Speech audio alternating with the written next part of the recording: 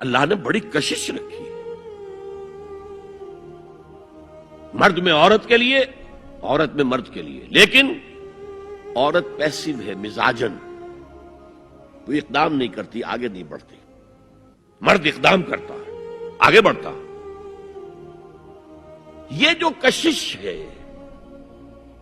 اس کے نتیجے میں مرد اور عورت کے درمیان بے حجابی گویا کہ آگ پر تیل ڈالنا ہے، آگ بھڑکے گی۔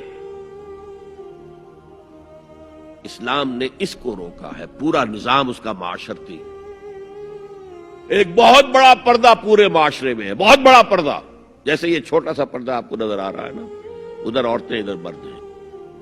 اسلامی معاشرہ سیگریگیٹڈ ہے، مخلوط معاشرہ نہیں ہے۔ عورتوں کا اپنا دائرہ کار ہے، مردوں کا اپنا ہے،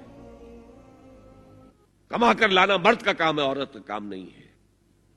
وہ گھر میں خوش اسلوبی کے ساتھ رہے، اچھے انداز میں